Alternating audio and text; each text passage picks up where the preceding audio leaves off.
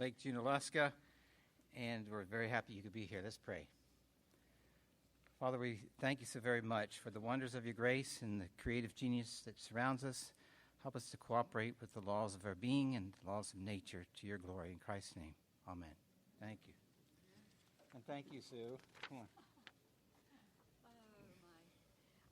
I hope you all got a handout. The handout is on the chair in the back. And I know I'm short on handouts. I did copy 200, but we have more sometimes than 200 people here. So if we can share, if you have one per family, that might work out pretty well. And also I should say that the big stack of handouts that I gave out on Monday has long been gone.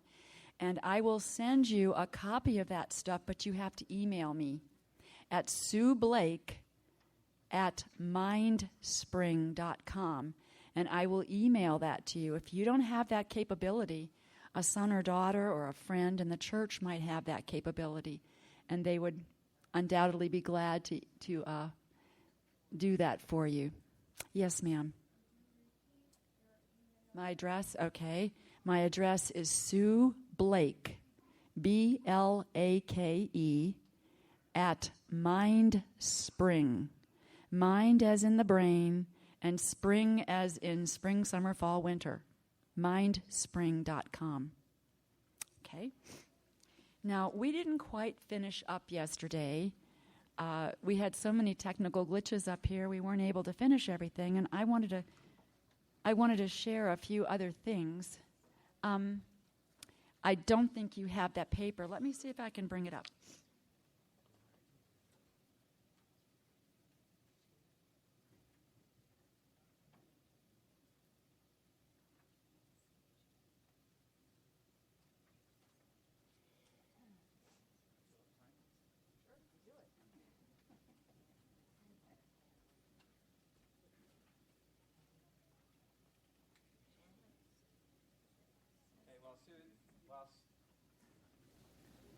While Sue is getting that, after listening to her yesterday, how many of you thought about some diet changes in your life?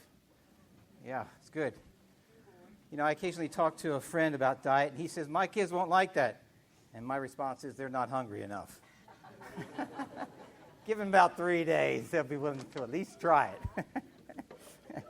You've heard people say that hunger is the best spice. My wife says that, not because she needs that to delay the presentation of the food, but even hunger makes good food taste better, right? So give yourself a few days without, and after that, you'll probably be willing to change your diet. Mrs. White says, it is a law of the mind to cease to desire that which it cannot obtain. So if you tell yourself you can no longer have such and such, fortunately, you will cease to desire it, and God has just built that into you. So I was, yesterday actually, I opened the cabinet door in the kitchen at the Junaluska Apartments where I'm staying and discovered these weapons of mass destruction.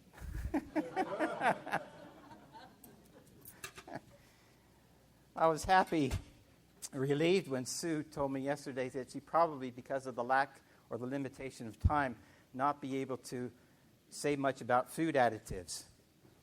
Well, there's close to 5,000 additives that are allowed to be used in our food products, 1,000 of which the FDA hasn't the slightest idea about them, and less than half of the remaining 4,000 have not had any safety testing. The additives found in packaging add to about another 5,000 to which we are exposed. Mine and another family were traveling together to a Adventist church musical event to which we participated, and on the trip home, it was long enough to stop for fuel, pit stop, refreshments, and I offered to buy the drinks for everybody and handed the money to one of the young ladies who began to take orders of what everybody wanted to drink. Now, there's not a lot of healthy choices at convenience stores. Juice, water. So I picked what I thought was the most healthy juice and said, I'd like a pink grapefruit. She unbelievingly and somewhat surprised said, do you know what makes it pink?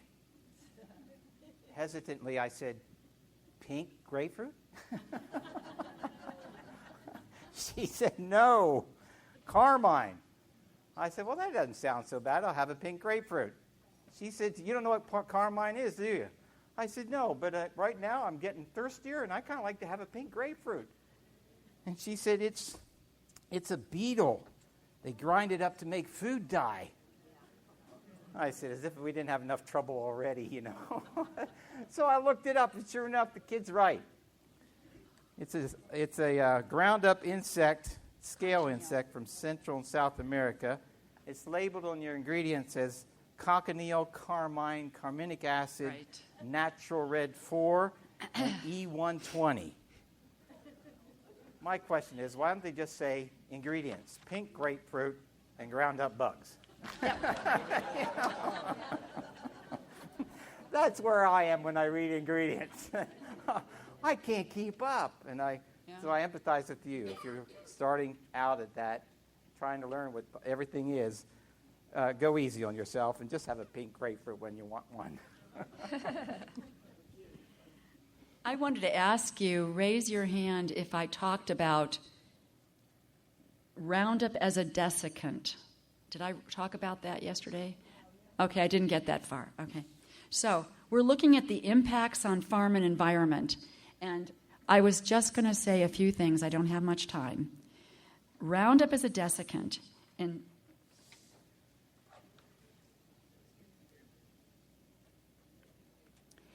in 2013, the EPA raised the allowable levels of Roundup in 160 food crops because it is additionally used as a desiccant to dry out certain crops before harvest. The glyphosate remains on these crops. Once you put glyphosate on wheat or barley or lentils or oats, you can't wash it off. It's there. They use it to dry it out. The reason why they do that is because they can make two different plantings. They grow the crop, they can dry it out quickly so that they can grow a second planting. The myth, of course, is that we're exposed to safe levels of Roundup. And I'm not going to really talk to a lot of this. On the next page,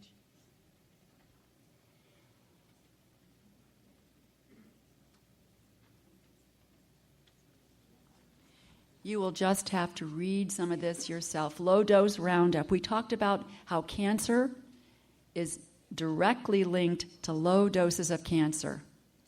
Not medium doses or high doses, but extremely low doses. What did I say?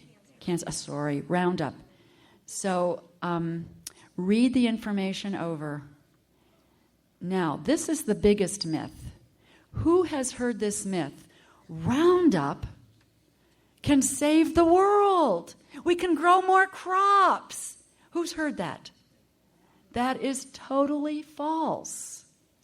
In the first few years, Mark, that they use Roundup, it's true, they do get good yields. But remember that Roundup is a chelator. Remember what that means? It binds up the minerals in the soil. So after the first couple of years, you have this binding effect. The plants that come up are not healthy. They're scraggly. They don't give good yields. In fact, when you read over this section of my handout, you will see that conventional methods of farming and organic methods of farming, that's Mark's way, will surpass Roundup. Let me find this statement.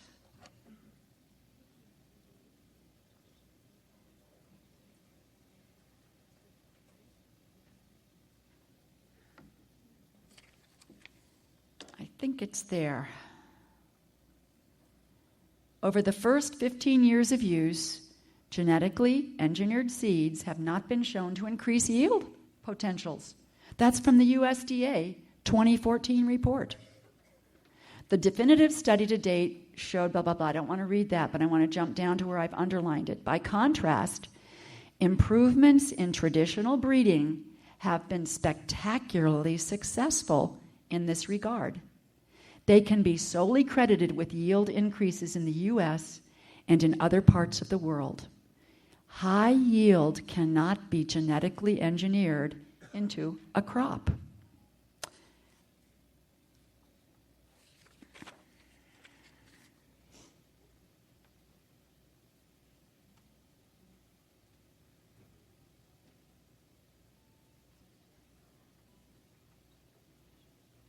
I want to talk very briefly about BT crops. Those are the crops where the toxin has been put into each cell of the plant.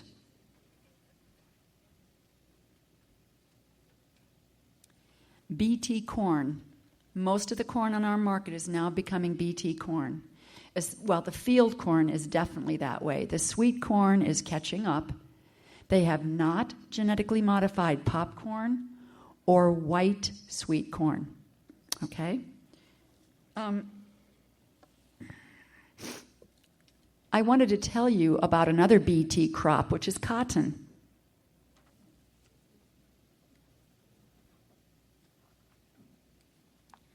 The cotton is sprayed with Roundup. It's not just BT'd, but it's also Roundup ready.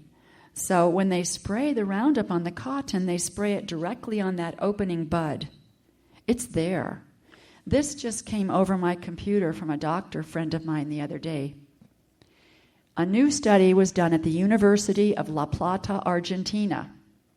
Researchers found that about 85% of cotton products, such as gauze, cotton balls, Band-Aids, feminine products like tampons, baby wipes, tested positive for glyphosate.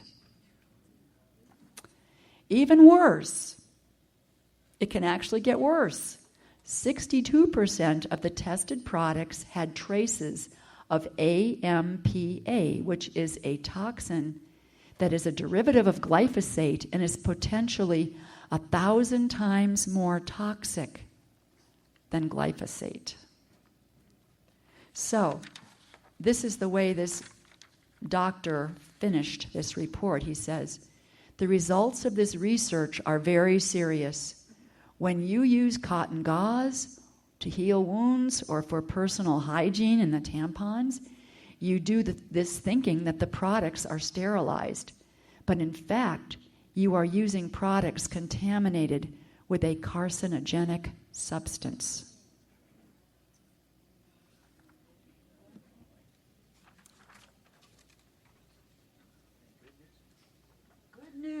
Chariots are coming, good news.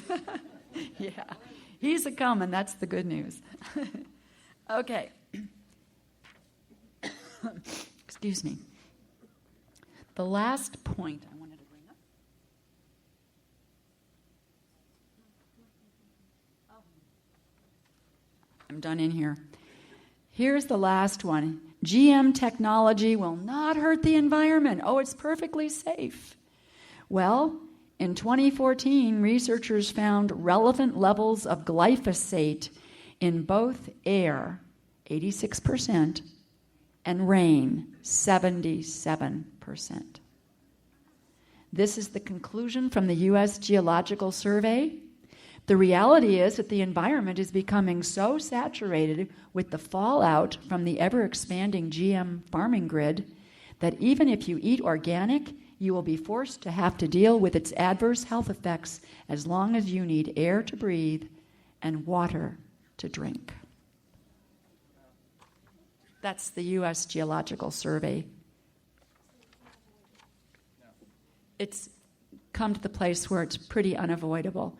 When you saw that over 90% of mothers have this in their blood and milk, you see 80% of babies having this in their umbilical cords and in their bodies. No, it's hard to avoid it now. But we do our best. This is what I wanted to share with you. I gave you, and I might, can you say something while I bring this up?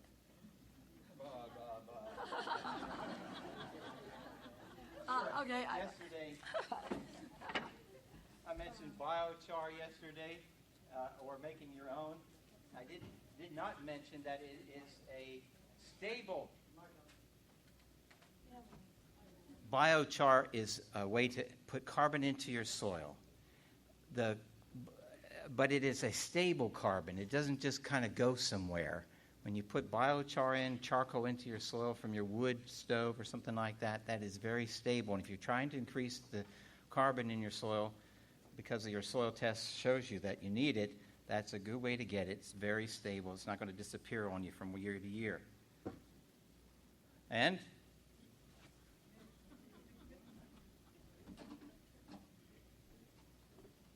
I realize that sometimes I leave out an important detail, and I just assume too much, and I don't realize how much I assume. When I mentioned about hydroponics the other day, and you just put your pot in there, and then you stick that lid on the bucket with the fertilized water inside, before you put your seed in, because it does have holes, put your growing medium, your soil in there first, then your seed, and then stick it in there. I failed to mention about putting the soil in there first. And I did get a question about it. And another question was regarding the mole plant that I brought yesterday and the seeds. It will not work if you cut it off, and hopefully just the roots and the smell deters moles and voles around the things you don't want them eating or digging around. Use it carefully. If you took seeds yesterday, share them with somebody else, because you're not going to want all the ones you took. Because every little of those pods has lots of little seeds in it. And grow them in a container first, like something like this, and get a start, and then transplant them where you want them. And you'll probably control the germination just a little bit better. But don't blame me, okay? Just don't blame me.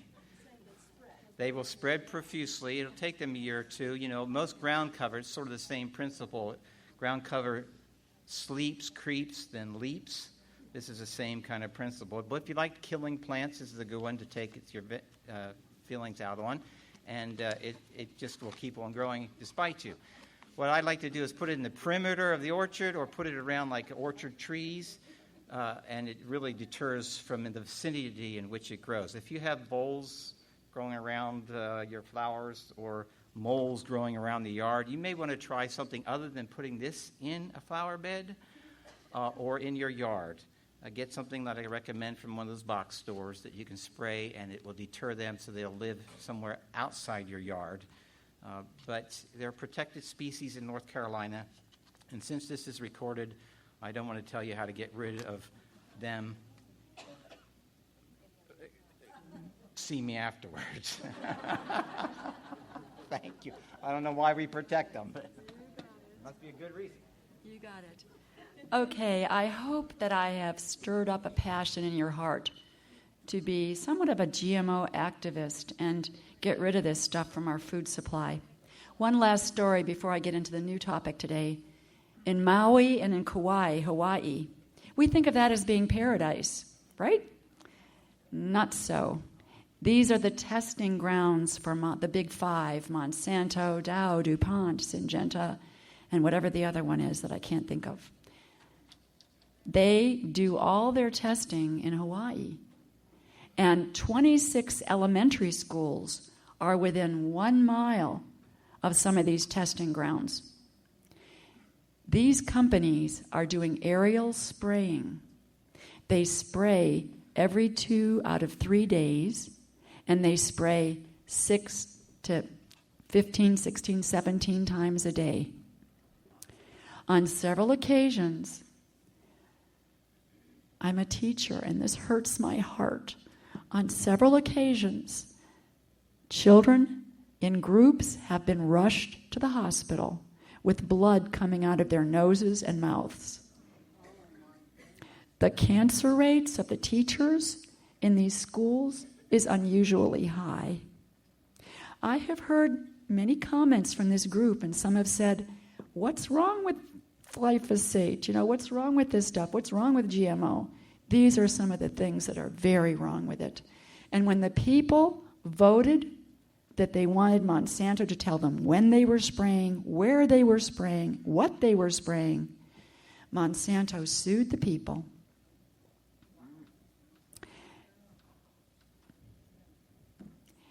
This just hurts my heart. I gave you a resource list. It's not on my computer. That's what I was looking for. But there are two sites I want you to become really familiar with. One is Center for Food Safety. It's the third one from the bottom. And right now there's a petition being signed. I told you briefly about the DARK Act. Deny Americans the right to know. DARK. It's what Monsanto has been pushing. I told you that on July, Vermont has mandatory labeling going into effect in its state. Monsanto is trying to deny that federally before it happens. And right now there's a petition that you can sign on that website, Center for Food Safety. And there is a Capitol switchboard phone number for those of you who do not have computer access. I'm going to give that in a minute, so I want you to write it down. There's another group, it's the very first one, Institute for Responsible Technology. Jeffrey Smith has been the man that you have been watching, giving the snippets of the DVD called Genetic Roulette. This is his organization. He has a new DVD that will be coming out this year, and he says it's more powerful than that one. So I can't wait to see what that will be. Okay, the Capitol switchboard number, 202-224-3121. You call. I know that our representatives in North Carolina are Tillis and Burr. You can ask for their offices and just talk to the people that answer the phone and tell them you have the right to know what is in our food supply. Both Tillis and Burr have been voting along with Monsanto on this issue. So we have to be heard from because we don't want, to be in the dark about what is in our food supply. The Capitol switchboard number, one more time, 202-224-3121. You tell them that you want foods labeled. You want to know what genetically modified foods, what they are. You want to have that labeled. No GMOs. They're trying to pass a law right now where they would have a barcode that requires a smartphone. And we raised our hands in this room. Do it again. Those of you who have a smartphone and know how to use apps, you know how to use apps, raise your hand. That's not very much of this room. And that's the whole purpose of it. Leave people in the dark. Leave people behind. Okay? Okay, I'm going to do a new topic now. I have 10 minutes. So I got to prance like a pony. Okay, the microbiome is what I passed out today. This is our inner garden. Did you ever think about your gut as being an inner garden? Let's look at some of the fast facts. In fact, all disease begins in the gut. Hippocrates said that, and it's true. Everything begins there. Look at the fast facts. It consists of viruses, fungi, yeasts, beneficial and harmful bacteria that evolved for thousands of years within our gut. This gut is a 25-foot-long tube from our mouth to our anus, and there has been a dramatic decline in the numbers of gut bacteria from 30,000 to 10,000 species. Why is this? This shouldn't be happening. Look at, I'm looking to see where I tell you about that. It must be later in the piece. But when they look at the guts of people living in rural areas of the world, they have 40% more bacteria than we do. Okay. There are approximately 100 trillion bacteria in our gut that outnumber our cells 10 to 1. Did you ever know that you're really a big bacteria factory? More bacteria than cells. The 8 million genes that we have here contain 99% of our DNA. The microbiome is responsible for 60 to 17% of our gene expression, turning genes on and off. And the gut communicates with organs such as the brain, the thyroid, the kidneys, and the heart via the vagus nerve. There is communication going on in your body constantly from the bacteria in your gut to parts of your body. If your gut is unhealthy for any reason at all, the communication is not going to be wholesome. You are going to have inflammation. You will get heart disease or thyroid condition or whatever the weak point in your body is. We all have a weak point. Let's look at microbial diversity. Diversity is the kinds of bacteria we have in our gut. And Mark, I'm going to ask you to pass these things around. I really needed 4, didn't I? Yeah. Okay, I'm passing around a probiotic that shows you some of the diversity that should be in our gut. But we don't have it. We don't have it anymore. Now, look at point 2. Microbial diversity is affected by a variety of factors. These are the things that cause us to have fewer bacteria than we should to be healthy. Let's see how many of these you and I are participating in. Diets high in refined grains, sugar, aspartame, Splenda. How about inflammation anywhere in the body plays a role in the decrease of the diversity of these gut bacteria. So if you have any kind of brain disorder, such as autism, depression, Alzheimer's, MS, Parkinson's, this is causing a decrease in your gut bacteria. Point number 3, intestinal permeability or leaky gut is a loss of the integrity of the one-cell thick epithelial lining. You know, inside your gut, that's only a one-cell lining. That's not very big, is it? One cell thick. And the cells come together, and where they come together, there's a protein that holds them together. This is where the problem happens. Tomorrow I'm going to tell you what actually damages or destroys that epithelial, the cells holding together at that tight juncture. There are definite things that do it. That's what causes leaky gut. I would guess almost all of us in this room have some kind of intestinal permeability. And I'll give you a sneak preview as to why. How many of us eat bread? How many of us are eating foods that have been sprayed with glyphosate? Like maybe we just had some corn on the cob. Maybe we had chips at Taco Bell. Most likely, all of us in this room have some amount of permeability. I'll talk about it tomorrow. 5 minutes, okay. Point 4, 85% of the antibiotics produced are used for livestock and chickens, not for people, for livestock and chickens. So when we eat the meat, the milk, and the eggs from these animals, what happens? We get that antibiotic. What do antibiotics do? They kill bacteria. And so when you take antibiotics, or if you're eating the milk, the eggs, and the meat from these animals, especially chickens, are really highly inoculated.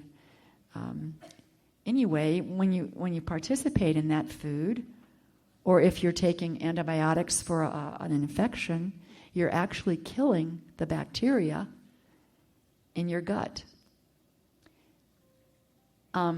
Breast cancer rises as antibiotic use does. I told you there was communication between the gut and various organs of your body. When your gut is disturbed, whatever the weak point in your body is going to also be disturbed.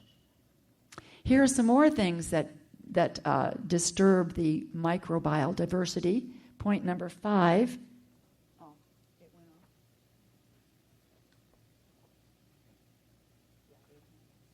Okay.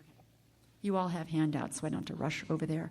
Okay, point number 5, pesticides, herbicides, disinfectants. How much of that do we use in the home? Fungicides, chlorinated water. All these harm gut bacteria. NSAIDs, which are non non-steroidal anti-inflammatory drugs. PPIs, I know some of you are using acid blockers, and antacids promote harmful gut bacteria. There is up to an 80% increased risk of developing SIBO. SIBO is small intestine bacteria overgrowth. And that condition occurs when there is a weakening of the sphincter between the large and small intestine, and you get bacteria traveling from the large intestine up into the small intestine. That's, in other words, a child might say, you're getting poop in your small intestine, because that's basically what's happening. Okay, all those things contribute to the lack of diversity. The last point here, and the last one I'll make today, is number 7. C-section babies have dramatically less diversity in their guts. When babies are born, they travel down the birth canal, and they are inoculated with the bacteria from the mother's gut. When babies are born C-section, they are not inoculated. They do not get the benefit of all that microbial diversity, and they start out life in a very weakened position because of that. Colic indicates an unhealthy gut in baby, but it can be corrected by using baby probiotics. I'm passing around some adult probiotics today because if you look at turn your paper over and you see how to heal your gut, you will find the word probiotics there. And that is fermented food. I'm passing around a pill that has probiotics in it, made by Dr. Perlmutter's organization. Dr. Perlmutter is kind of the guru of intestinal restoration. So I'm passing around his products. You can see what it looks like. I will see you tomorrow. We're going to talk about the rest of this paper, plus gluten, gliadin, and maybe nanotechnology. See ya. Thank you very much, Sue. Really appreciate that. Thank you.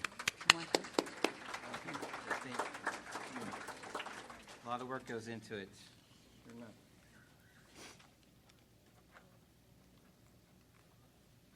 And hopefully we can finish today, that we'll leave a little bit more time for questions. Come on up here. Are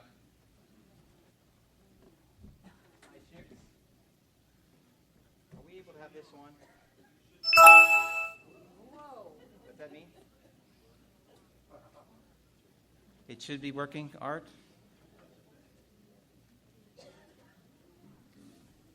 How's this? That's good? It's going to be on? Okay, super. Please.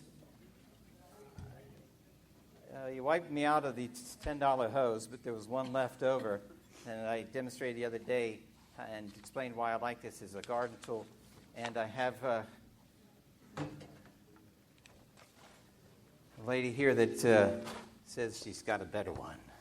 You want to tell us who you are and demonstrate here what you like about your hoe? I did buy one of his because I see a lot of advantages to it. But if I only had one tool to use in the garden, it would be this. It's called a worn hoe. I use it to weed. I use it to dig the holes to put the plants in. I use it to dig the rows. And so I really love it. But I think I'm going to love this one too that he had. So Thank you so very much. And tomorrow Ernie's going to share with us something. Carl Ashlock's going to take a few minutes to show us something. So we got a lot on the agenda tomorrow, but hopefully we'll collect all the odds and ends and have some good time for question and answers. Last year I demonstrated my favorite kitchen tool. I told my wife if she could come up with a tool to wash dishes, I would appreciate that too. And although I do my share, I know that men love tools, at least I do. I'm going to give you a hard time back there, aren't I? I'll try to stick to this microphone. How's that? And some of you said, where can I get that kind of tool? And let me go over to the table here. Because corn splatters. When I first was dating my wife, we went to visit her family that were so blessed to receive a pickup truckload of sweet corn from a neighbor. And, I was trying to impress everybody. I said, I'll cut. And they handed me a butcher knife, and I thought, what do I do with that? Because when I cut corn, it's like this.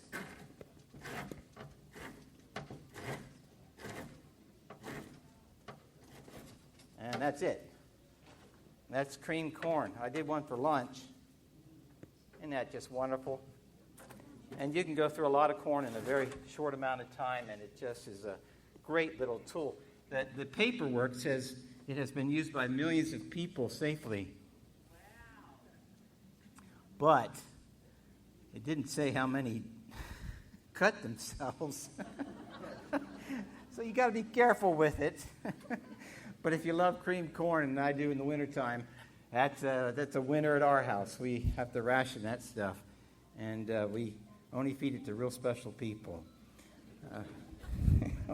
In other words, we don't take it to potluck. If you want one, they're $10. They're labeled $9.95, $11.95, and maybe $16.95. I bought out the company, I suppose, the supplier, and they sent stainless steel as well as the wood, and they gave me the price for the stainless steel like they did the $9.95 for the wood. So $10, they're yours, and they're over there. As maybe if you're new, you know that your seminars don't sell anything except the gardening seminar has been given dispensation because the ACBC doesn't want to handle all of our stuff. But we're not making the profit on it, okay? I think it probably even costs us a little bit. I have today another item that, I go get these from a plumbing supply, a plumbing business. They throw out the odds and ends afterwards. And I get these and pay them something for it. It costs me about $1 a piece. And I have a bunch of these if you're going to want any of those. And I'll demonstrate the value of those in a little bit.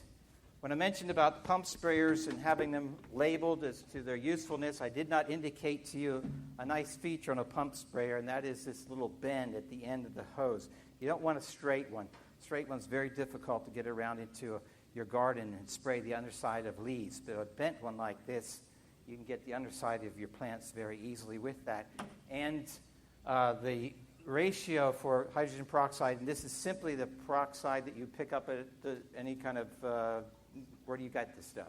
CVS. A drugstore or CVS, Walmart, something like that. This is, the solution concentration that you would want. And it's one of these to 4 water in your sprayer for most preventative measures. And it's once a week would be the application for that. Okay. What's the shelf life?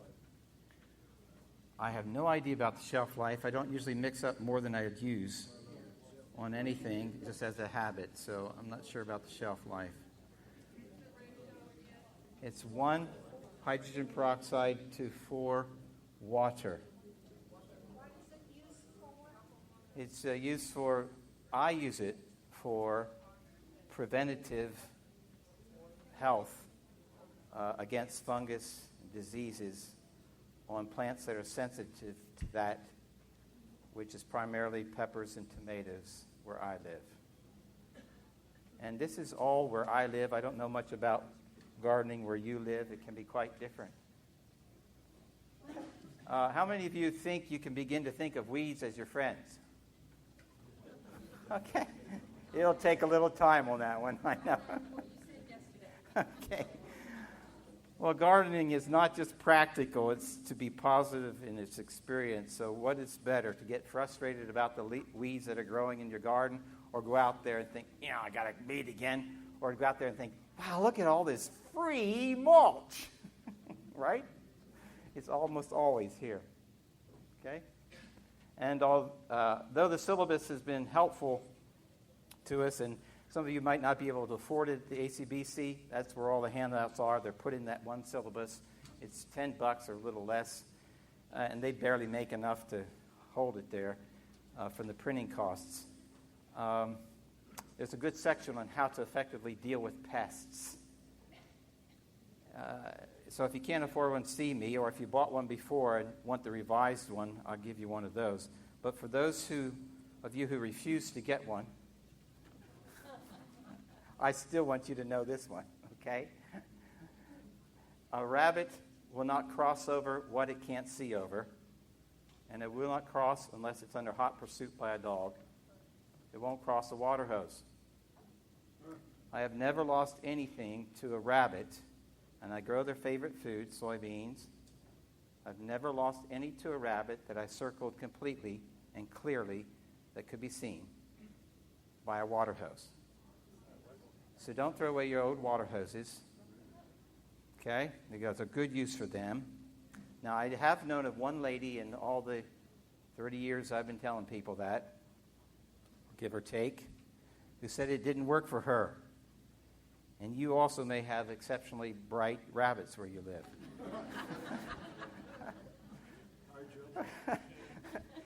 But it'll fool most of the rabbits most of the time. I've had a pet crow, as some of you know, and crows love corn. And I do not know of a natural way that you can treat good corn seed that hasn't already been treated by some toxic or poison thing. So I sometimes put that kind of corn in the ground. I handed my associates the other day, I handed them some plastic gloves. And if they chose to, they put the corn in after putting the gloves on. But crows can be taught not to eat the corn. At least ours was taught that and complied with that expectation.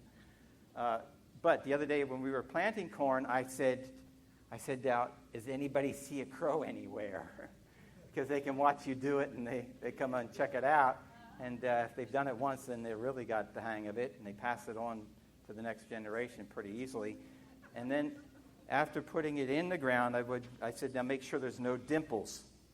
Because if they happen to be walking by and thought, what's that hole there for? Because they're very curious, and they find a piece of corn, then they notice that there's another dimple and another dimple and another dimple every 8 inches or something like that. They're going to get your corn.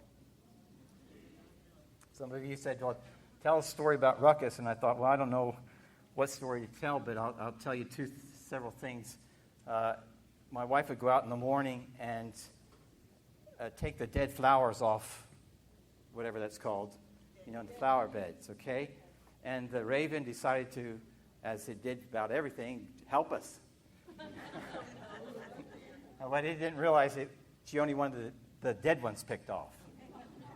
And so after he picked one he shouldn't have, she scolded him, and he never picked a good flower again. He only picked dead ones. And when we have about enough blueberry patch to fill this room pretty much, and when season is in, it's every day, or most about every other day, you're out there picking blueberries. Well, Ruckus would join us for that experience too, because he didn't realize he was a raven. I'm not sure what he thought he was, but I know the dog didn't think he belonged at the dog dish. So the dog would growl when Ruckus would come by. But see, when Yulita goes, she loves pets and animals of all kinds, and so she goes outside and she wants to give them treats, and of course the dog's there, and the dog wags its tail. She gives it a treat. She doesn't give a treat to Ruckus. He didn't do anything. The dog at least wagged his tail. Ruckus watched that happen repeatedly day after day, and one day he decided he'd wag his tail. So he would give this really strongly, and she gave him a treat.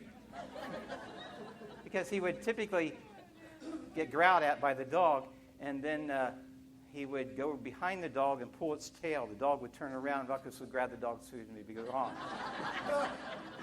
They're very fast. Well, in the blueberry patch, Ruckus could be a nuisance just being around, so we gave Ruckus his own bucket.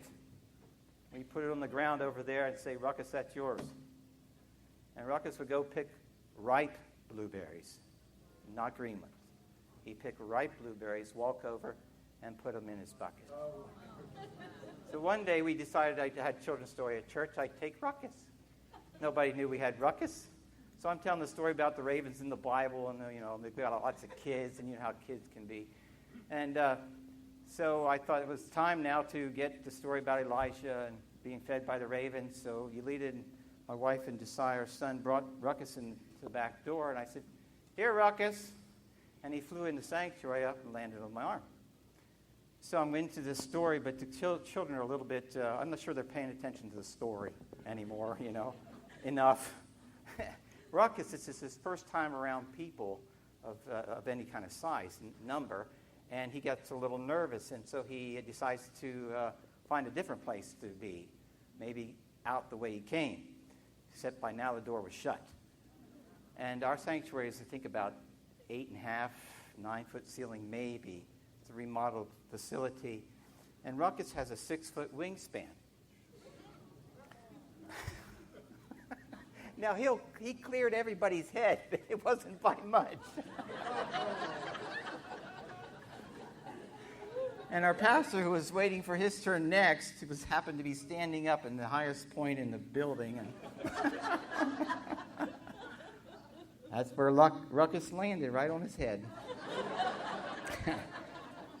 But it gave me a considerable appreciation for the amazing talents and skills and brains that God's placed all around us if we be sensitive to it. And plants have a considerable amount of whatever God put there that we need to respect and cooperate with. And so that's been the purpose of this week, to encourage you to understand the laws of nature and to cooperate with them. All right, someone asked about PVC yesterday, polyvinyl chlorine. So I've done a little research. Toxic in its manufacturing, the fumes. Toxic if we burn it in its disposal. It is nearly everywhere.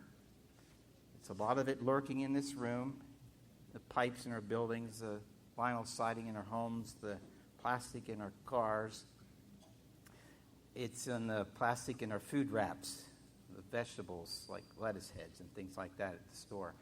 I'm not able to determine whoever it was, and since it's probably a question that would apply to multiple people here, how significant a problem it is with leaching. So the best thing I decided to do was minimize my usage of it, weigh the benefits and risks, do the best I can without worrying about it, because I'm not going to get away with it or from it. And I'll probably die of something else first, like GMOs. All right. I think we've covered all the things that were left over. So I can get on to what I came to camp meeting for. We've had enough theory, I think, for a couple days. Now, if you're limited in size of space or ability, you say, I can't garden. I don't believe it.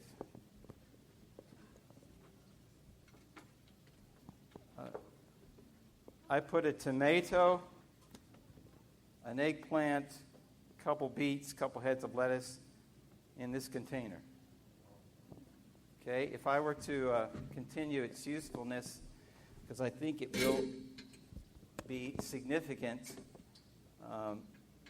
and it'll last the season. If I could set this down, may I do that? So are you still able to see it well enough? I will stake it. I like these stakes because they're lightweight and they have little hooks and holes, so as a tomato grows, you can easily take an old shoelace and tie it to this stake, and it's probably about the highest it'll grow for most of you. If you're going to use vegetables that are shorter, I would have put a pepper in here. It's just that I gave them all away at church and forgot. But a pepper, if it didn't have a tomato, I'd put a stake in like that. Now, if you're concerned because you're a tall person, you don't want to bend over and hit yourself in the head or something, you do that and you do that. And it makes it a lot safer. Now you say, how can you grow all that stuff in that bucket? Many of you say, well, how far apart do I need to plant all these seeds? It says to plant them 12 inches apart, 16 inches apart, whatever. Well, about half that you probably can get away with quite easily if your ground is good. They want success. They know that if your ground won't support that much vegetative growth and production in terms of vegetables and things, that you need to spread it out a little farther because they want you to buy their seed next year, and if you don't have success with their seed, you say, well, I'm never going to buy seed from them again, right? So they know that your ground isn't probably good enough to support that much. It's an average. So half it, and you probably still have plenty of space. I think we have a lot of ring on this. Is it because 2 microphones are on? Some of you are wincing. You must hear very well. Okay, great. All right. Okay, so that automatically, you see, that you put an awful lot in a very small space, right? Okay. And because you're putting food in there that has different demands, they're not all going to use the same nutrients. And they're at different heights so that your tomato can be up here and your pepper can still get plenty of sunshine. And your lettuce by then doesn't want a whole lot of sunshine. Your beets, it'll do fine with less in that day and get shade in the afternoon. So you can put a lot together to complement each other in their growth, and you don't need lots of space. Now, if you're going to plant things close together, you want to plant things that like to live together. And there's a page in your syllabus that will remind you when you need to look it up. Should I put the onions with the lettuce? Lettuce likes about everything, or doesn't dislike anything. You know, it's one of those gregarious kind of plants. But there are some plants that don't like other plants. Tomatoes don't like potatoes. So you don't plant the two together. It's that kind of thing. So look in the syllabus for that. And then crunch them together. Put them all together. Now you say, all right, I got that. What about how do I water them? So if I just have a container garden, and I learned this method that I'm going to share with you today from an old guy who said he outlived all his friends already. And he had 60 greenhouses. Yeah, much of which he had in container gardens in the greenhouse. Now, this is a typical bucket that I used for years because I wanted my soil to drain properly, right? So it's got holes in the bottom, like you would want soil to drain. So I go out and I water it.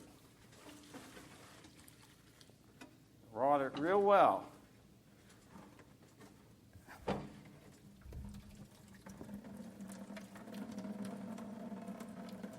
Within seconds, where's most of the water? Right. And if you have this on your porch, now it's got this ooky stuff on your porch. You have to wait till it dries to sweep it or hose it off or whatever. Most of your water went out. So we're wasting water, wasting time. And how often do you think you're going to have to water it that way? Right. You like doing that? Maybe you don't have anything else to do, but I don't like it. So now I'm going to show you how to do it. And if you water once a week, you're probably fussing over them too much. Can you all see this from that position over there? It's probably good enough. Okay. Keep coming back. I should just take it all over there, shouldn't I? Just in case.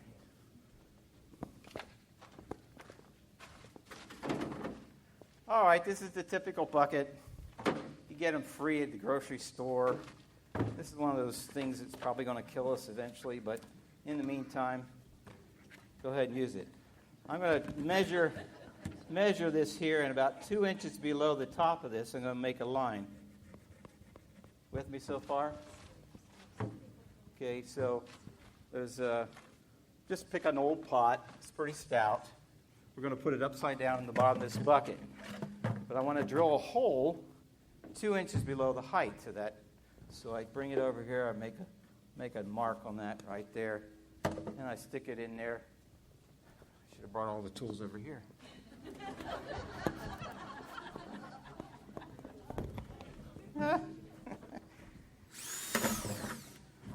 Now, if you're really kind of scared about this whole method, first couple times you might put 2 holes in, but it's not necessary. And now I'm going to take that compost that I've been preparing for about a year, Doesn't smell anymore. It's got lots of earthworms in it, stuff like that. And I'm going to put it in that bucket. And I get it up so high and thought, that's far enough. And I'm going to take my tomato plant that I've gotten ready and pop off the bottom several layers of leaves. We don't need them. Now, I wouldn't typically do it this way because my hands have touched dirt, and early blight is transferred from soil. It's soil-borne. So when we planted our tomatoes, we had one person assigned to the tomato plant, one person assigned to the digging, one person assigned to the planting, and we got our tomatoes in. So we didn't want to touch the tomato plant with the hands that were touching the soil. So do you separate the growth at the bottom, separate the kind yes, between all the plants? that's a good question, ma'am. If the root ball is really full and stuffed and tight together, then just take a knife and cut it. So you're not tearing it, but you can cut it. That'll work too if it's not really too badly tight. However, you want to do it would work good, just to keep the root ball from being really tight. And then finish it off so we get it up to the neck. Okay? But, it's all by itself in there. It's kind of lonely. And I think it's a lot of wasted space. But, that's what you want to do. Just plant one tomato plant in there. Stake it. Now, what's the principle involved? I forgot something. I was so busy here. This, before I pour the dirt in, I stick a pipe in. This pipe is, through and through. Got it? So I stick it in there so it really has no dirt in it, and it goes all the way to the bottom. I put an angle on it because at an angle, it's a lot easier to stick my spout in there and water it. A little fast for it right now, but the principle is, I think it's because I have dirt in my pipe. That water will go down to the bottom of that bucket. If it gets up to this level, wherever that hole is, it'll come out.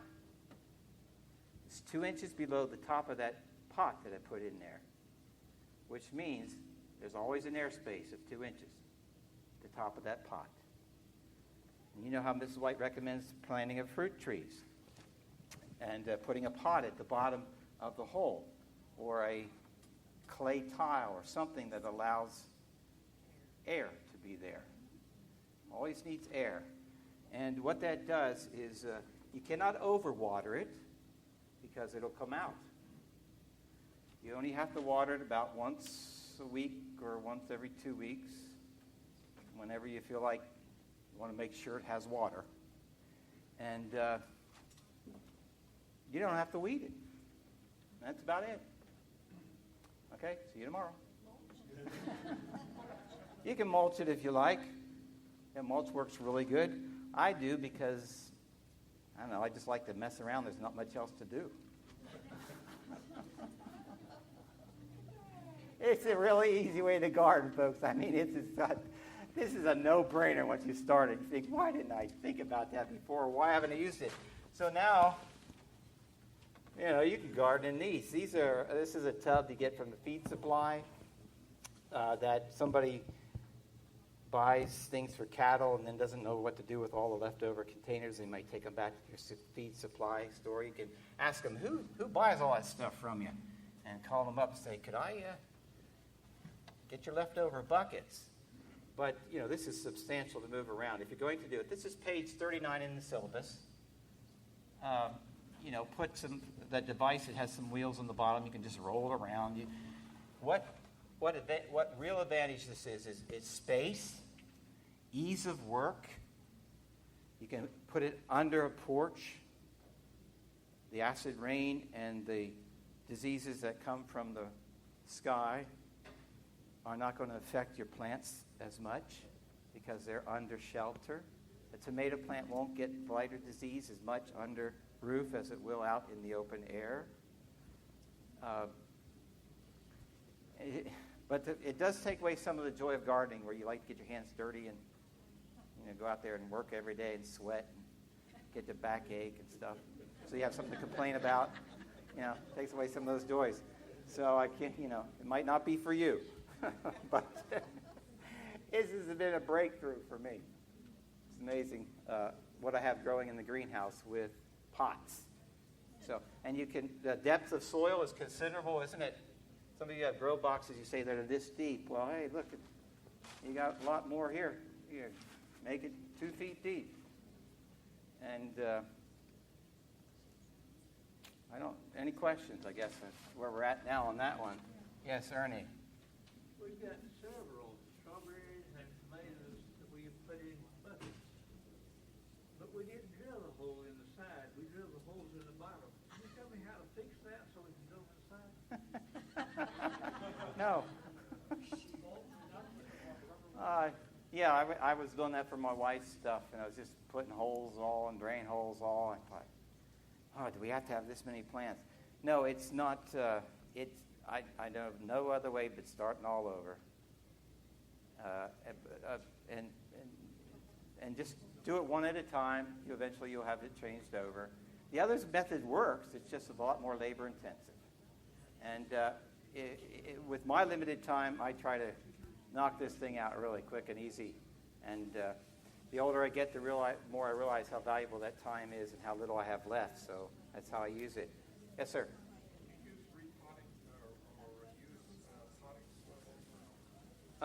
Can you use potting soil over and over? Yes, it just depends what you want to use it for.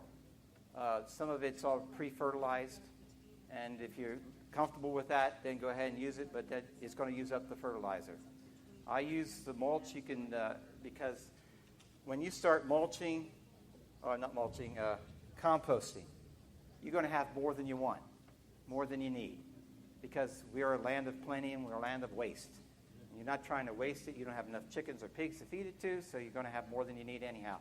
So then find a container to put it in, and voila, you got more vegetables to give away at church. Yes, sir. Composting black cow manure from a black cow? Oh, it's a brand? Black cow compost? I know nothing about that, but I would be very cautious about it unless it was an organic thing, because cattle fields, and I've done it, I've sprayed the hay fields with herbicide to kill certain things. And, I didn't do it the last couple of years, but I've done that. And that goes into the manure, and that goes into your garden, and that goes into your plants. And so I would stay away from it if you can, commercially. And I can tell you a good bad story if you want one. Okay? Back here. What do we put in compost? Everything but weed seeds. Almost anything organic but weed seeds can go in the compost. If you layer the compost with, I have our own built-in manure factory at our place, and I know what the animal's eating, and I do that too. I compost the manure about a year, and then I put it into compost pile, and I let it go through a heat to take care of most of the seeds, and then it goes composting again, and then it goes into the garden. But about anything organic, and then you spice it up a little bit with some minerals as you go along. Soft rock phosphate, calcitic lime, and granite dust are great additives to a compost pile. Then you never have to add them to your soil in the garden. It's already there because you're adding compost that's ready and mineralized already to your garden patch. Yeah, have any questions for? Oh, yes, ma'am. So, repeat your question.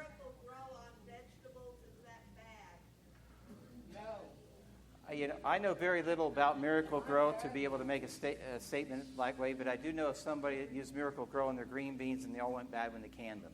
And they blamed it on Miracle-Gro. Whether or not that's true, I have no idea.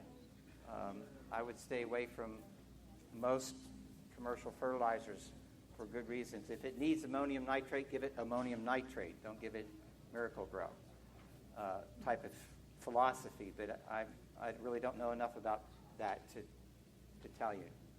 Yes, ma'am. Do you have any advice on raised bed gardens? Yes, I do have advice on raised bed gardens, and I have a good section in the syllabus. Okay, that'll answer probably almost all your questions about raised bed gardening.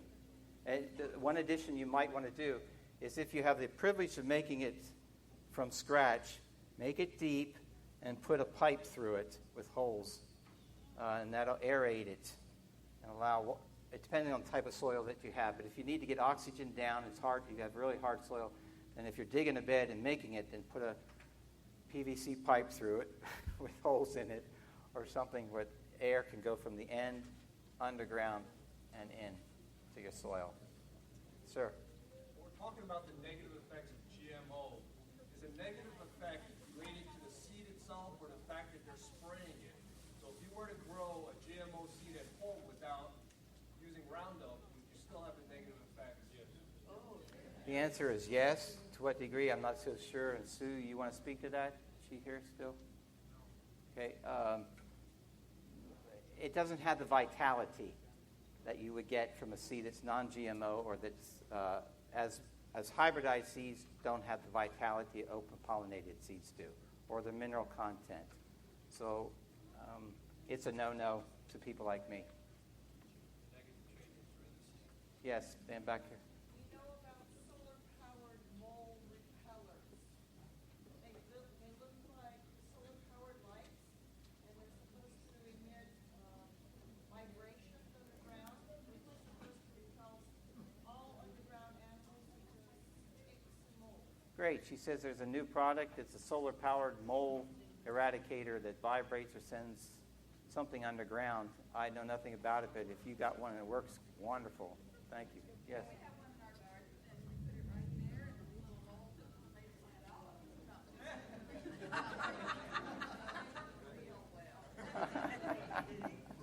Okay. Certain radius. Yeah. Okay. About two more questions, sir. Tomato suckering, how do you do it? The question is about tomato suckering. You know, I don't know if some of you need to leave or risk your life out there. It's pretty bad.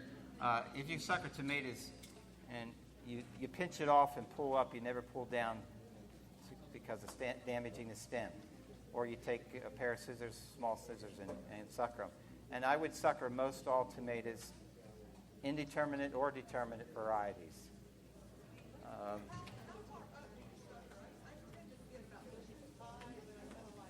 Let it go, right. Yeah. I sucker till I can't reach them. And then they're on their own. You know, when they get 10, 12, 14 feet high, they're on their own. So, okay, let's have prayer together and end our session. And if you want the pipes, they're $1 a piece. They're over here.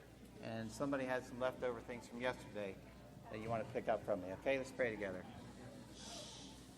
Father, we thank you once again for your goodness to us and the privilege we have to cooperate with you and practice for what we'll be doing throughout eternity. In Christ's name, amen.